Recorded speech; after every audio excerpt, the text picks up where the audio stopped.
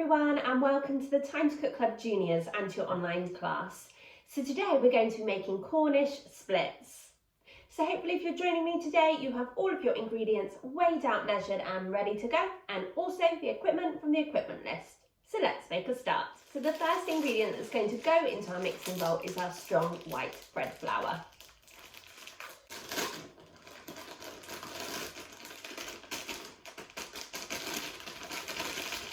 We're then going to add in our margarine or our butter into the bowl, and we're going to use our fingers to rub the fats into the flour.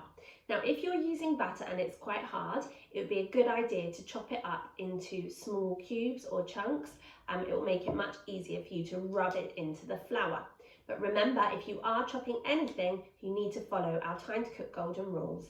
And that is that you always need to chop on a chopping board, you always need to watch what you're doing at all times, and you need to keep your hands and fingers well away from the blade. So we're just going to pop our margarine or our butter into our flour, into our mixing bowl, and we're going to use our fingers to just tickle the fats into the flour.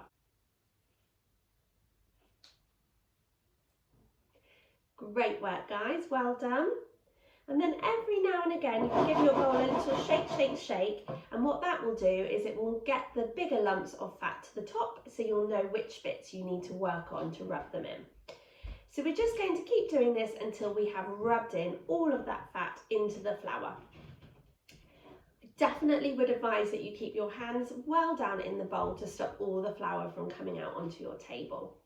So join me back here in just a minute when you've rubbed in all of the margarine or the butter into your flour, and we can continue with our recipe together. Okay, welcome back guys. So hopefully by now you have rubbed in all of the fats into the flour and your mixture resembles fine breadcrumbs.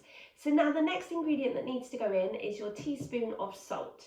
So whenever we're measuring out any ingredients, it's a really good idea to do so over a separate bowl or cup, and that way if we add too much then we're not ruining the rest of our mixture.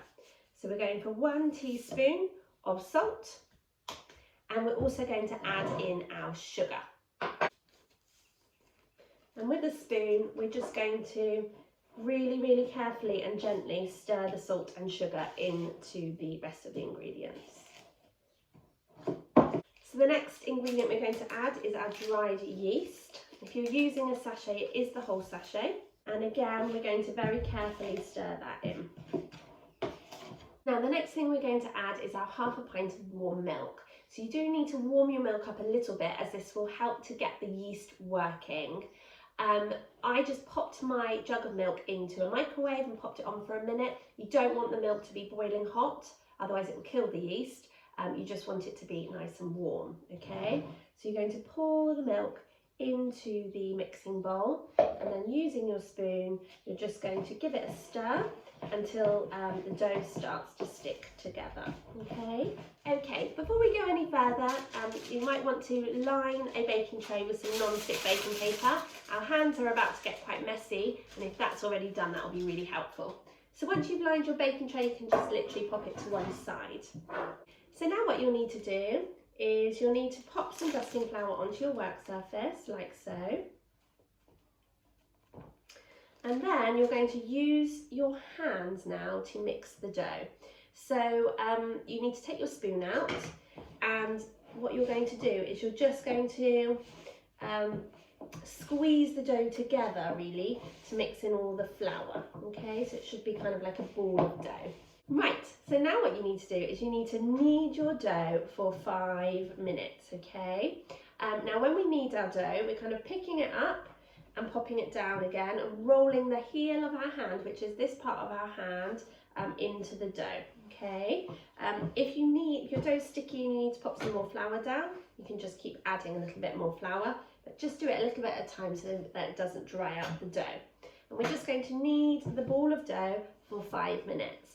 So I'd really recommend putting your favourite song on and really kneading to the beat.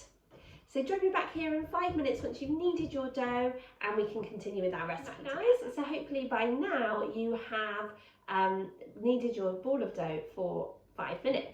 So you need to shape your dough into a ball if it's not already. And then we're going to pretend that our ball of dough is like a clock face, and we're going to cut our ball of dough into 12 pieces. So we're going to start off by popping the 6 and the 12 o'clock on. Okay. And we can just kind of make those markings first before cutting through, once we know we've got enough pieces. And then you're going to put your 3 and your 9 o'clock on. You're going to put your 1 o'clock on, your 2 o'clock on,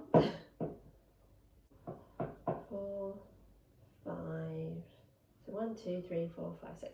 Yeah, so you're going to put your 1 o'clock, your 2 o'clock, you've already got your 3 o'clock, and you've got your 4 o'clock, your 5 o'clock, and your 6 o'clock. You're going to put your 7 o'clock, your 8 o'clock, and you've got your 9 o'clock, then it's your 10 o'clock and your 11 o'clock. Okay, so then you should have 12 pieces of dough. So now you can cut them out using your knife. Okay, should roughly all be the same size if possible. Okay.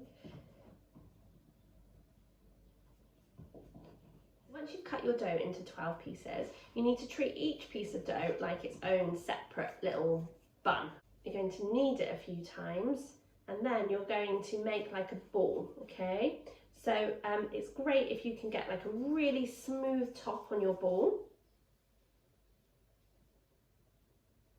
And then any joins can be hidden underneath, okay? And you fold it into a ball before going on to your next one. Now you might need to use some more dusting flour on both your hands and on the wax surface, that's fine, okay? So.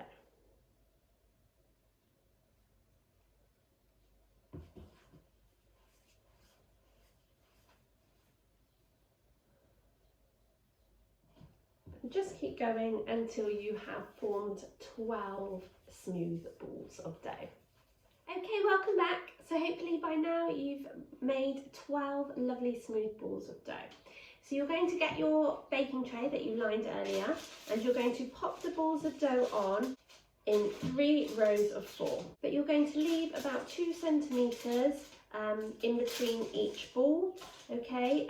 Because this is so that when your dough rises, in a minute hopefully, then the balls of dough will have room to move and they'll kind of all knit together, all right?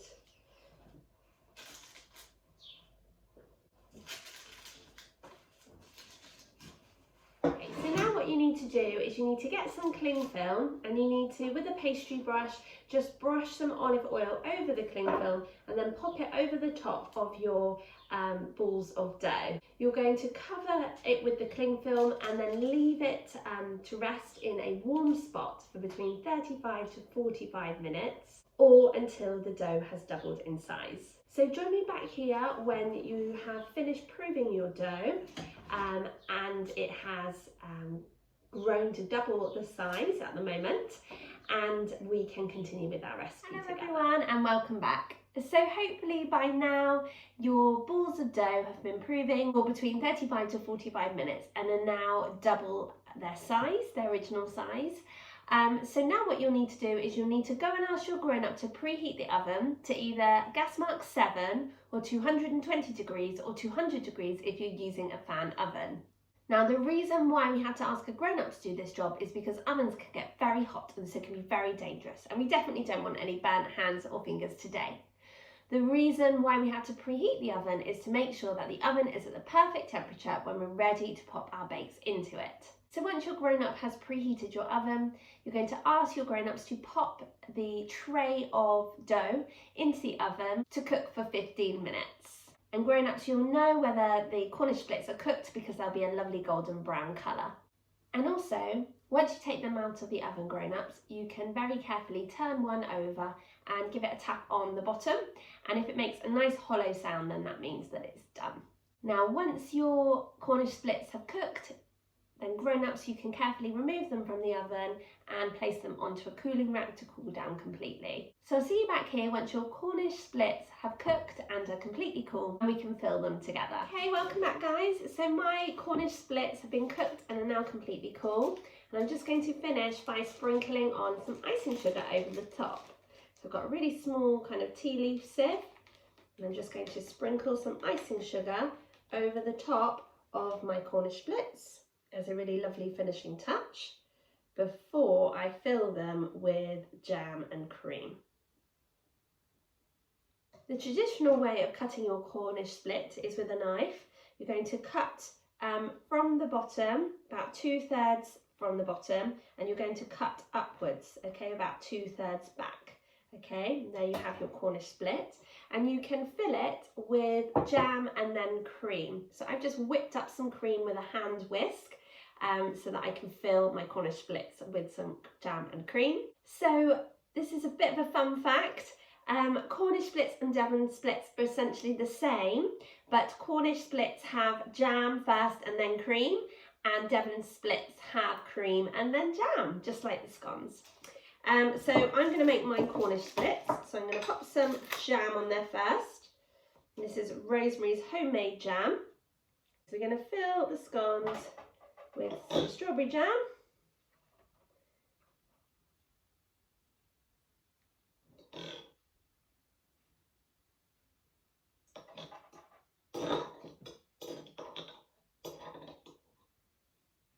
And then we're going to pop some cream in there too.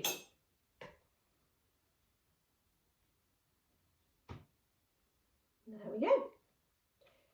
And you're just going to keep doing that until you have filled all of your Cornish splits. Okay, welcome back. So there we have our Cornish splits, and I'm sure you'll agree they look absolutely amazing. I'm so excited to try one.